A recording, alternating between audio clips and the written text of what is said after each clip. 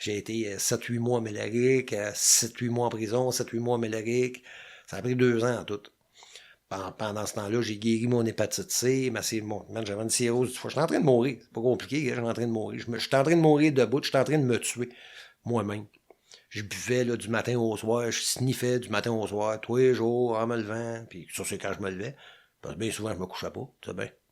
3 jours debout, 2 jours couché. Pas une vie, ça, même. Fait que c'est ça, fait que c'était qu'est-ce que je comprends, ma tante, quand tu as commencé à être un jeune adulte, tu sais, ça a été consommation avec séjour en prison, puis là, tu ressortais, alors ça, Non, quand j'étais jeune, je n'ai pas fait de prison. J'ai fait rien qu'un an de centre d'accueil. Non, à 18 ans, je veux dire, jeune adulte. OK, là, ouais, jeune adulte, c'est ça. Ouais. Man.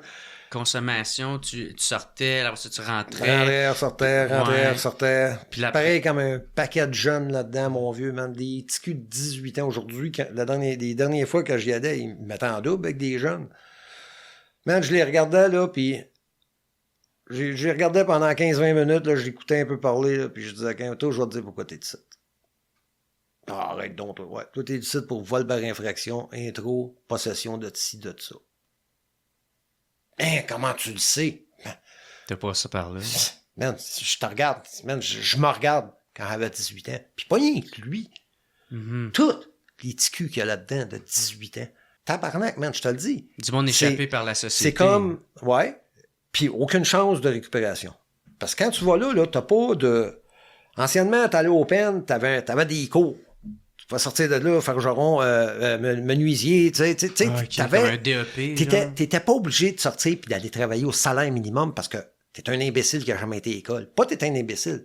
T'es un pauvre type qui a jamais eu la chance d'y aller ou qui a jamais été poussé à y aller. Fait que t'es pas... Tu sais, tu sors du pen, tu viens de faire 5 ans en plein, mais au moins, tu commences à un salaire décent. Aujourd'hui, il n'y en a plus de ça. Les gardiens disent qu'ils ont enlevé le système parce qu'il y a des gens qui se seraient plaints que les détenus apprenaient quelque chose le temps qu'ils étaient là, puis qu'eux autres suivaient des cours le temps qu'ils étaient là gratuitement, alors qu'eux autres, les gens à l'extérieur, devaient payer pour les suivre, ces cours-là. Donc, on les a retirés. Crise de belle menterie, ça, là. Ça, c'est les screws qui ont décidé que non, on vous donne plus de cours. On vous donne plus de cours. Ça vous donne une chance de revenir. Mais c'est parce qu'en même temps... Comme pour eux autres, c'est comme se tirer dans le pied, tu sais. Mais non, je ne donnerai pas de cours. Là, aujourd'hui, on s'arrange pour te coller ce doigt avec. Pas une crise de sang dans les poches. Un ticket, même pas un ticket de bas, je pense qu'ils le donnent même plus. Puis, va-t'en chez vous. Hey, mais toi, là, t'es un craquette, un addict, là, tu t'es fait arrêter pour un vol, quelque chose, là. Y a pas personne qui te parle, là, t'as volé tout le monde, là, puis, man, tu sors de là, t'as pas une crise de scène, ça fait 6 mois que t'es traité comme de la merde, pis tu manges de la merde en plus, pis tu te calisses dehors sur le bord du chemin, fait moins 20, qu'est-ce que tu penses que tu fais? Tu ramasses la première sacoche que tu vois, puis tu cours. T'as comme pas le choix. Tu sais, puis on fait exprès pour que ça se produise. Comme je t'ai dit tout à l'heure, là, c'est pas un système pour aider le citoyen, là, pour protéger le citoyen. Là, c'est pas ça pantoute. Toi, tu dis qu'il y a un manque, maintenant, de programme pour pouvoir avoir une bonne... Il n'y a pas un manque. Non, il n'y a pas un manque. Il n'y a absolument aucun de ces programmes-là. C'est inexistant, je m'excuse. Une réinsertion sociale. Si jamais sociale. eux autres commencent à te parler, puis que si jamais tu leur parles de réhabilitation puis de réinsertion sociale, ils vont te sortir les grands mots puis la grande histoire. Mais la vérité, moi, te la dire, il n'y en a aucun de ces projets-là. On ne veut pas que tu te réhabilites ou que tu te réinsères. On veut que tu reviennes. C'est ça qu'on veut. C'est pas plus compliqué que ça. Quand tu regardes l'ensemble de l'image, c'est pas d'autre chose que ça. Si tu voudrais vraiment aider le détenu à se réhabiliter, Chris, tu y offrirais un cours, tu y offrirais une détox quand il est malade. Non, aucune, rien. Puis les détox qu'il offre à cette heure, c'est 3 mois. Man, tu peux pas faire une détox en 3 mois. Je le sais, man. Ça prend 6 mois straight avant que tu penses comme une personne straight quand t'es bien intoxiqué.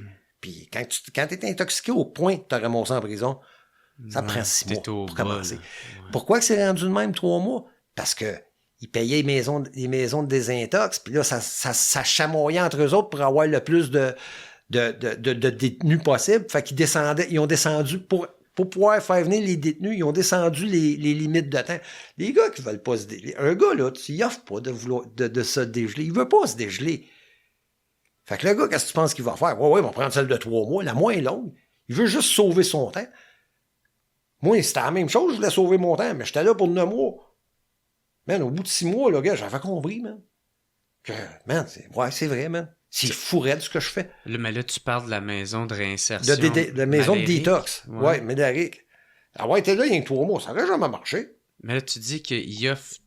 C'est fermé, Médéric, à cette heure. C'était une bonne détox, ils l'ont fermé.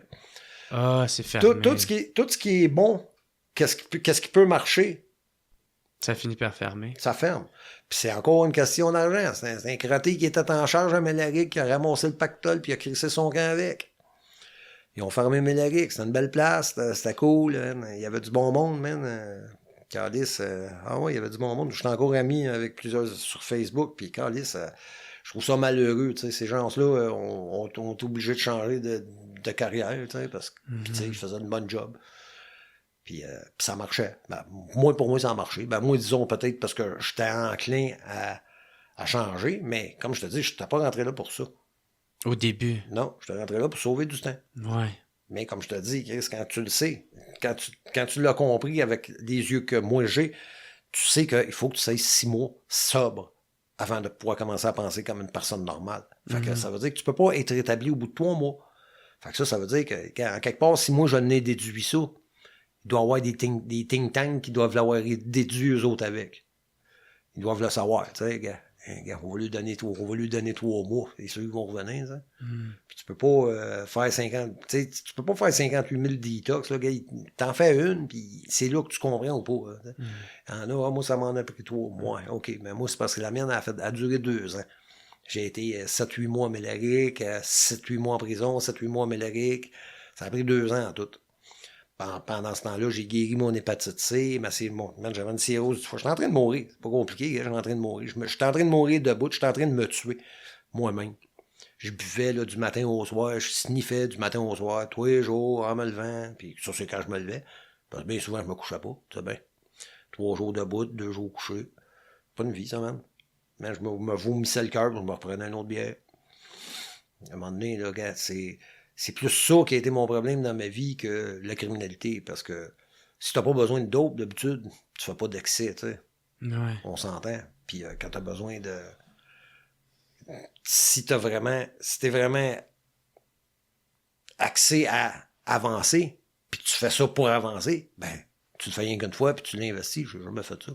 Ça n'a jamais été pour avancer, ça a tout le temps été pour triper ou pour me geler, tu sais. Pour ta consommation. Ma consommation. Puis tu sais, je réalise aujourd'hui, man, que, man, il y a bien des gens qui ont payé pour qu'est-ce que moi j'ai fait pour... Pour tes erreurs? Pour moi, c'était pas des erreurs. Moi, c'était des vols que je faisais, là, tu sais. Il y a du monde qui ont perdu des jobs, il y a du monde qui ont fait faillite. Tu sais, j'ai fait du tort à bien du monde. Puis je m'en calissais. À cette époque-là? À cette époque-là, je m'en calissais, ouais. Ça me dérangeait pas. Puis pourquoi? Je le réalisais pas. Aujourd'hui, je sais pas pourquoi. Depuis que j'ai fait la détox, on dirait que plus le temps avance, ça va faire 11 ans en janvier qui s'en vient. Plus le temps avance, puis on dirait qu'à chaque jour, là, il me revient une bribe de souvenirs de quelque chose que j'avais totalement oublié. Puis là, je le revois, puis que je me dis, t'as fait ça, man. Comment ça, t'as oublié ça, tu sais, j'ai fait des affaires que, gars, man, je suis pas fier encore, tu sais. Puis il y en a d'autres que, gars, j'ai tenu à tête haute.